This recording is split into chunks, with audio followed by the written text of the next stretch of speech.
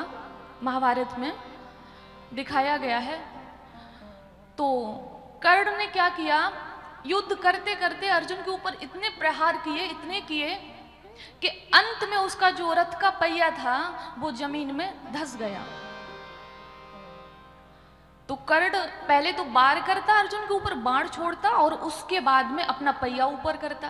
तो इतने बाण छोड़ देता कि अर्जुन उन्हीं को संभालने में लग जाते और उसके बाद पहिया सीधा करता। फिर उसको लगा कि ऐसा करने में मैं मर सकता हूं, तो उसने अर्जुन से कहा कि अर्जुन देखो तुम वीर हो, तुमसे बड़ा धनुर्धर इस संसार में कोई दूसरा नहीं है, तुम धर्म को अच्छी तरह से जानते हो और युद्ध के नियम में भी नहीं है कि कोई निहत्थे पे हाथ उठाए। मैंने अपने धनुष बाण को अभी रख दिया है और मैं अपने रथ का पहिया निकालने जा रहा हूं। जब तक अपने रथ का पहिया मैं ऊपर ना निकालूं तब तक कोई बाण मत छोड़ना, अर्जुन से कहा। और ये बात मैं तुमसे इसलिए कह रहा हूं कि तुम ये बात मेरी समझोगे, नहीं तो हम दोनों आपस में शत्रु हैं। मेरी बात को तुम समझोगे क्योंकि तुम्हें धर्म का ज्ञान है, इसलिए बात तुम्हें समझा रहे हैं।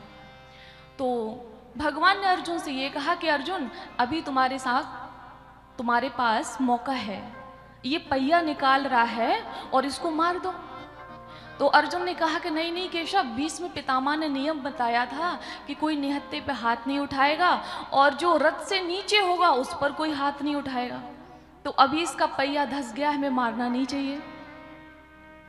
इतने में क्या हुआ कि जब बीच में आके बैठ जाते हैं, अर्जुन कहे नहीं नहीं नहीं कर रहे, हम इससे युद्ध नहीं करेंगे जब तक इसका पहिया नहीं निकाल लेंगे। और ये जब पहिया निकाल रहा था, इतना बड़ा महारथी कर्ण था, उसमें महाभारत में लिखा है, तो ये पृथ्वी 4 अंगुल ऊपर उठ गई।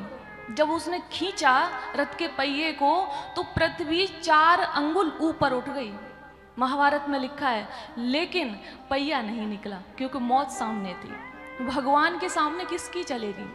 कहते हैं ना कि व्यक्ति शतरंज का कितना भी बड़ा खिलाड़ी हो, शतरंज का कितना भी बड़ा खिलाड़ी हो, किसी निश्चल व्यक्ति के साथ अगर गलत करेगा तो बर्बादी के सारे द्वार खुल जाएंगे।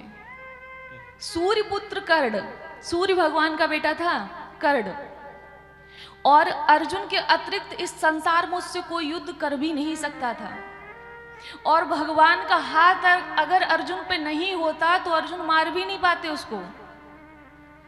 तो जब अर्जुन युद्ध करने लगे कृष्ण भगवान के कहने से, तो पहले तो अर्जुन की बाण का जवाब देता और फिर पहिया निकालता, फिर जवाब देता फिर पहिया निकालता, ये चल रहा था।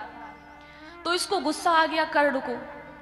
तो इसने ये कहा कि मैं तो धर्म का पक्ष धारण करके ही युद्ध कर रहा हूं, मैं तो धर्म को देखकर ही युद्ध कर रहा हूं, लेकिन मेरे साथ तो धर्म कोई साथ ही नहीं देता। कहते हैं कि जो धर्म की राह पर चलता है उसका देव सहायता करते हैं, सहयोग करते हैं, लेकिन मैं धर्म की राह पर चल रहा हूं फिर भी हमारी देवता सहायता नहीं कर रहे हैं, फिर भी मेरा पहिया धंसा जा रहा है और मेरे ऊपर अर्जुन बाण बरसाए जा रहे हैं।